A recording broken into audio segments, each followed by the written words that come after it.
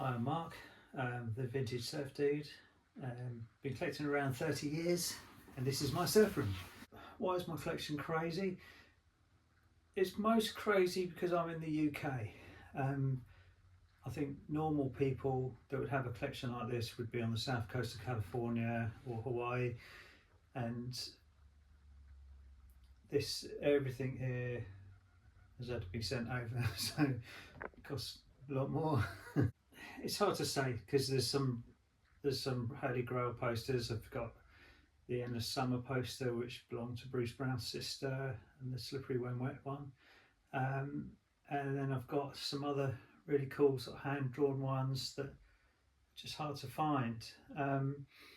But in each collector, what is hard to find? Some posters are impossible to find, but to another collector, it's the first one they did find. So they're all kind of rare. The skateboards, I ended up with a few of those, and I just thought I'd get one, because I thought it'd be cool to have a vintage skateboard from that time, from the 50s, with metal wheels and how they were. And then another one came up, and it was a pretty good price, and I thought, oh yeah, I think I'll get that. And then I thought, oh, it'd be pretty cool to get one with clay wheels. And then suddenly I had another one, and then somebody in the UK actually was selling a Hobie Super Surfer. So I'm going to have that. So I bought that, and then the guy in the States had the old surfboard deck, and so I bought that, and then I bought a couple more. So, and then the latest one I bought was the Phil Edwards model, which Phil Edwards is my hero anyway. I've got 2 Phil Edwards longboards, and I just thought he was cool. His style back then. The collection it started with posters, 50s and 60s, and then veered off a little bit, because then of course you find some cool decals from that time, the water slide decals, a few patches, and then you collect patches, and then you find some cool movie tickets, and they go with the posters. What else? Skateboards, because of course the sidewalk surfing was a part and parcel of that time.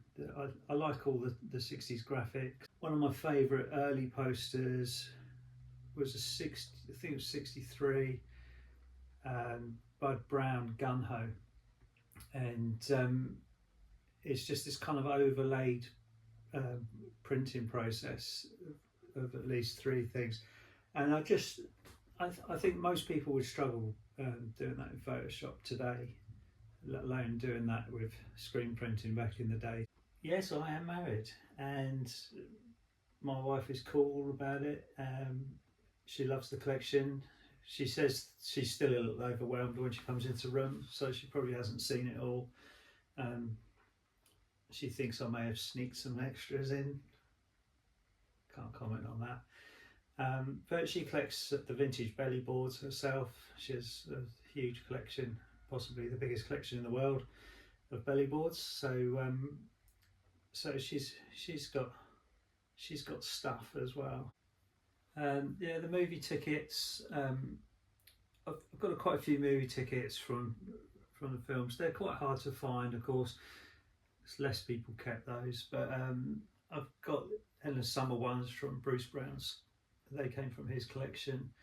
I managed to get an original Big Wednesday John Severson one. That's probably one of my favourite ones, Angry Sea. I like the ones with graphics, that find them a bit more interesting. Like the Greg Knoll cameraman logo, always liked. Yeah, I've got a few movie programs, mostly sort of Bruce Brown, and they're fairly easy to come across, to be fair, but great little pieces of history, funny little bits of info in them. 70s movie posters I have are like what you'd expect: Morning of the Earth, Big Wednesday. Some of the stories that come with the posters I enjoy. Like for example, my Big Wednesday poster from 1961. The guy I got that from, when I asked him where he got it from, and he said that his mum used to walk the dog in the morning, and she'd always just come back with posters, decorate his bedroom. The Surfarama stuff, yeah, I got quite a few.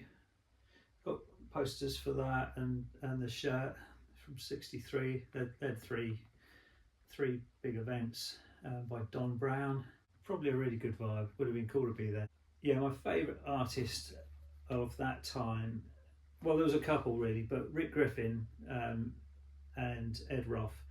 But Rick Griffin really was the kind of the surf. He really did the cool surf stuff. I mean, he designed the Murphy for Surfer magazine when he was 15, while he was still at school. He just drew that, and it ended up becoming probably the most iconic cartoon for surf. Some of the people I met and spoken to was John Severson's daughter, Anna. She was really nice, and she sent me a patch, which is really cool, which goes with my film Surf that he did in 57, 58. So that's really cool. And you know, she was just like, oh, it's just nice to see somebody carrying on, you know, and actually treasuring stuff that her dad had done, which, you know, so anyone that's collecting the Surfer magazines and things, you know, you're all a part of that, and that's really cool that she really appreciates it. And what else is there?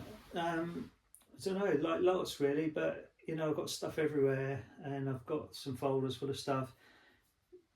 It's difficult to show a collection like this without boring everyone to tears in such a way that, oh yeah, I've got a few books as well. And then you end up collecting blimmin' books. But I haven't got room. I'm out of room. Has my collection spread from the room? Well, yeah. So that's about it, I think. It's probably not it. There's probably more, and there's probably more stuff coming in, and maybe more stuff in the post. But that's basically my collection. Hope you've enjoyed it.